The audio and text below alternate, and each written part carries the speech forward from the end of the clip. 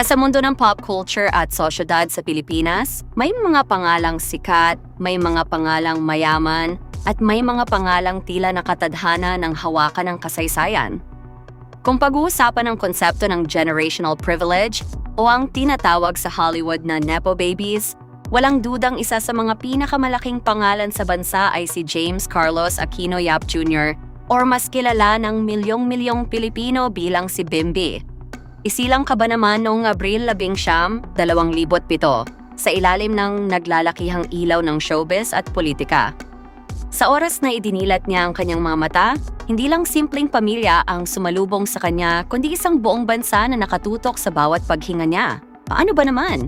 Ang kanyang ina ay ang Queen of All Media na si Kris Aquino. Ang kanyang ama ay ang Philippine Basketball Association legend at MVP na si James Yap. Ang kanyang lola ay ang icon ng demokrasya na si Cory Aquino at ang kanyang tito ay ang noy magiging pangulo na si Noynoy Aquino. Dalawang presidente sa iisang pamilya. Dahil sa ganitong uri ng pinagmulan, hindi maiwasan ng publiko na magusisa. Sa isang bansang labis na namamangha sa buhay ng mga mayayaman at sikat, isang malaking tanong ang palaging nakabitin sa hangin. Gaano nga ba kayaman si Bimby Aquino? Pera lang ba ng kanyang mga magulang ang nagpapasasa sa kanya sa karangyaan? O nagawa niya bang patakbuhin ang sarili niyang makinarya ng yaman sa napakabatang edad? Sa video essay na ito, hihimayin natin ang bawat anggulo ng kanyang yaman, mula sa mga lupain ng kanyang mga ninuno, sa mga kontratang milyon-milyon ang halaga, hanggang sa mga trust fund na protektado ng pinakamagagaling na abogado. Panoorin hanggang dulo upang malaman ang tunay na estado ng tinaguriang golden boy ng kulturang Pilipino. Para maunawaan natin ang yaman ni Bimby, hindi sapat na tingnan lang natin ang kanyang bank account ngayon. Kailangan nating maglakbay pabalik sa kasaysayan, sa tinatawag na heritage wealth o ang yamang nagmumula sa dugo at lupa.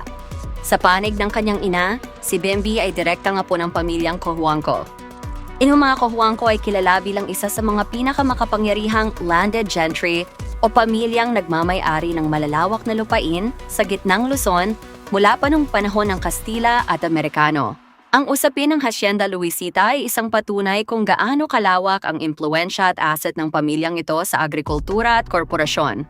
Bagamat sa paglipas ng mga dekada ay nagkaroon ng mga paghahati at pagbabago sa estruktura ng kanilang mga ari-arian, ang foundational wealth ng pamilyang ito ay nananatiling nakabaon sa ekonomiya ng Pilipinas. Ngunit huwag tayong magkamali, ang yaman ni Bimby ay hindi isang lumang kwento ng lupa lamang. Ang pinakamalaking bulto ng kanyang financial security ay nagmula sa modernong imperyong itinayo ng kanyang ina, si Kris Aquino. Si Kris Aquino ay hindi lang basta naging sikat na artista, siya ay naging isang multimedia conglomerate sa kanyang sariling kakayahan. Sa loob ng higit 2 dekada, si Kris ang naging mukha ng tagumpay sa telebisyon at pelikula. At ang tagumpay na ito ay napatunayan sa mga opisyal na talaan ng pamahalaan. Noong mga panahong aktibo si Kris sa showbiz, regular siyang nangunguna sa listahan ng top individual taxpayers ng Bureau of Internal Revenue, BIR. Nalagpasan niya pa ang mga kilalang bilyonaryong negosyante at mga CEO ng mga malalaking korporasyon. Noong taong 2011, nagbayad si Kris ng kabuuang 49,870,000 pesos sa buwis. Noong 2013, nagbayad siya ng higit 51,100,000 pesos. Kung ganyan kalaki ang binabayaran mong buwis sa gobyerno, isipin mo na lang kung gaano kalaki ang netong kita na naiuuwi mo sa iyong pamilya. Matalino si Kris pagdating sa pananalapi. Ang kanyang mga kinita mula sa mga box office hits tulad ng Feng Shui, Sukob at Sister Akas, pati na ang kanyang mga daily talk shows ay hindi niya hinayaang matulog lang sa bangko. Ipinalit niya ito sa mga blue chip stocks, mga prime real estate properties sa mga eksklusibong subdivision sa Metro Manila at mga foreign investments. Sa mga nakaraang interview ni Kris, madalas niyang binibigyang diin na ang lahat ng kanyang ari-arian at kinikita ay legal na nakapaloob sa mga irrevocable trust funds para sa kanyang 2 anak na sina Josh at Bimby. Sa ilalim ng batas sa pananalapi, ang isang irrevocable trust ay nangangahulugang ang mga asset na ito ay hiwalay na at protektado laban sa mga kaso, utang o anumang krisis sa pananalapi. Ito ay eksklusibong nakalaan para sa mga benepisyaryo, ibig sabihin, garantisadong bilyonaryo o daan-daang milyonaryo na sina Josh at Bimby sa sandaling maabot nila ang tamang edad, anuman ang mangyari sa labas ng kanilang pamilya. Ngunit narito ang plot twist na hindi alam ng marami. Si Bimby ay hindi isang tipikal na mayamang bata na naghihintay lang ng mana. Sa katunayan, bago pa man siya natutong magbasa ng diretso, siya ay isa ng ganap na manggagawa na kumikita ng milyon-milyong piso sa sarili niyang pawis at talento. Noong huling bahagi ng dekada 2000 at unang bahagi ng 2010, si Bimby ang itinuturing na endorsement king ng mga kabataan. Ang package deal na Chris at Bimby ay ang pinakamahal at pinaka-in-demand na commercial tandem sa bansa. Kung ikaw ay isang kumpanya na gustong magtiwala ang mga nanay sa produkto mo, mula sa gatas tulad ng Nido, sabon tulad ng Johnson's, hanggang sa fast food giant tulad ng McDonald's, kailangan mong ihanda ang iyong corporate checkbook para sa isang multi-million peso contract. Ayon sa mga bulong-bulungan sa industriya ng advertising, ang isang standard endorsement contract ni Bimby noong bata pa siya ay hindi bumababa sa 7 numero or millions of pesos bawat 3 buwan hanggang 1 taon. At hindi lang iyon nagtapos sa mga patalastas sa telebisyon. Noong 2013, sa edad na 6 na taong gulang, pinasok ni Bimby ang mundo ng mainstream cinema sa pamamagitan ng pelikulang My Little Bossings. Ang pelikulang ito ay naging isang dambuhalang tagumpay sa Metro Manila Film Festival, kung saan nagtala ito ng mga record-breaking na kita na humigit kumulang 400 milyong piso. Hindi lang basta artista si Bimby rito, ang kanyang pangalan ang isa sa mga pangunahing mitya kung bakit pinilaan ng mga pamilyang Pilipino ang mga sinehan. Sundan pa ito ng kanyang partisipasyon sa The Amazing Private Benjamin noong 2014 kasama si Vice Ganda, na lumagpas naman sa 540 milyong piso ang kabuuang kita sa takilya. Sa ilalim ng mahigpit at matalinong pamamahala ni Chris Aquino, ang mga talent fee at porsyento sa kita ng mga pelikulang ito ay hindi nagamit sa mga luho o pang-araw-araw na gastos. Lahat ng ito ay pumasok sa sariling bank accounts at investments ni Bimby. Ibig sabihin, bago pa man mag-high school si Bimby, ang kanyang sariling account na hiwalay sa pera ng kanyang ina ay naglalaman na ng yaman na hindi kikitain ng isang ordinaryong manggagawa sa loob ng 3 buhay. Bukod sa panig ng kanyang ina, may isa pang makabuluhang piraso sa puzzle ng yaman ni Bimby. Ang kanyang ama, ang sikat na basketballista na si James Yap. Si James Yap ay hindi lang basta naging player sa PBA, siya ay naging isa sa mga mukha ng liga sa loob ng mahabang panahon. Bilang isang 2-time PBA Most Valuable Player at isa sa mga 40 greatest players sa kasaysayan ng Philippine basketball, si James Yap ay nagkamit din ng mga maximum salary contracts sa loob ng maraming taon. Kasabay nito ang mga dambuhalang endorsement deals para sa mga sports brands, sapatos at mga food products. Bukod dito, pinasok din ni James ang iba't ibang negosyo, kabilang ang mga resto bar, cafe at mga pamumuhunan sa real estate.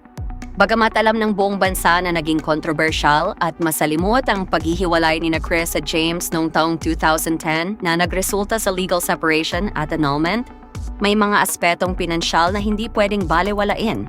Sa ilalim ng batas ng Pilipinas hinggil sa succession o pagmamana, si Bimby, bilang legal at biolohikal na anak ni James Yap, ay isang compulsory heir. Ibig sabihin, ayon sa batas, may nakalaang bahagi o legitime para sa kanya sa lahat ng may iwang ari-arian at yaman ng kanyang ama, anuman ang maging sitwasyon ng kanilang pamilya. Bagamat sa mga nakaraang pahayag ay naging malinaw na hindi umaasa ang panig ni Chris sa sustento ni James. Dahil sa sapat at labis na yaman ng mga Aquino, ang legal na karapatang ito ni Bimby ay nagdaragdag pa rin ng isa pang layer ng financial security sa kanyang pangalan.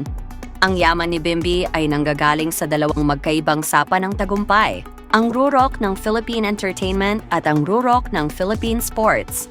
Dito na tayo sa pinaka-inaabangan ng lahat. Kung susumahin natin ang lahat ng ito, magkano nga ba talaga ang tinatayang net worth ni Bimby Aquino? Gaya ng alam natin, sa Pilipinas ay walang pampublikong deklarasyon ng net worth para sa mga pribadong mamamayan, hindi katulad ng mga opisyal ng gobyerno na may SALN. Ngunit gamit ang mga pampublikong datos ng BIR, ang mga box office records, at ang mga kilalang ari-arian ng kanyang pamilya, maaari nating gawin ang isang napakalinaw at edukadong pagtantya or conservative financial estimation. Unahin natin sa yaman ni Chris Aquino.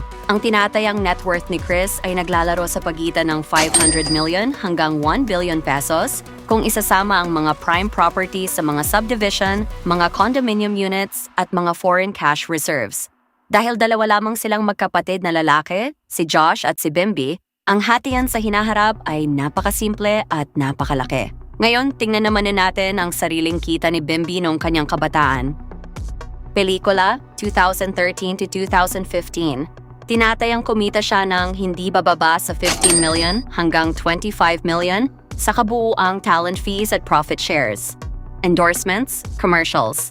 Sa dami ng kanyang naging sikat na ads, ang kanyang sariling naipon mula rito ay madaling pumatak sa 50 million hanggang 80 million pesos. Compound interest at investments.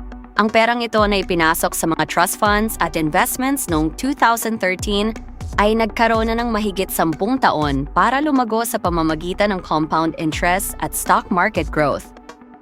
Kung pagsasamahin natin ang kanyang sariling naipong yaman na lumago na sa paglipas ng panahon, kasama ang kanyang kasalukuyang bahagi sa mga trust funds at liquid assets ng pamilya Cojuangco Aquino, ang isang napaka-conservative or ligtas na pagtantiya sa kasalukuyang net worth ni Bimby Aquino ay naglalaro sa pagitan ng 250 million hanggang 450 million pesos. At tandaan, ito ay likidong yaman at mga ligtas na asset pa lamang. Hindi pa kasama rito ang kabuuang halaga ng mga real estate property na maaari niyang manaing buo sa hinaharap. Sa edad na 18, si Bimby ay nakaupo na sa isang bundok ng pananalapi na kayang magbuhay sa ilang henerasyon ng pamilya. Ngunit sa kabila ng lahat ng nakalululang numerong ito, may isang bagay na unti-unting napagtanto ng publikong Pilipino habang pinapanood nilang lumaki si Bimby. Ang tunay na yaman ng binatang ito ay hindi nasusukat sa dami ng zero sa kanyang bank account o sa tindi ng kapangyarihan ng kanyang apelido. Sa mga nakaraang taon, hinarap ng kanilang pamilya ang pinakamalaking pagsubok, ang kalusugan ng kanyang ina na si Kris Aquino. Sa kanyang pakikipaglaban sa mga pambihira at malulubhang autoimmune diseases sa Estados Unidos, nakita natin ang pagbabago ni Bimby. Ang dating batang mahiyaing sumasayaw sa mga commercial ay naging isang matayog na binata na nagsisilbing lakas at proteksyon ng kanyang ina. Naiiba si Bimby sa karaniwang imahe ng isang spoiled rich kid.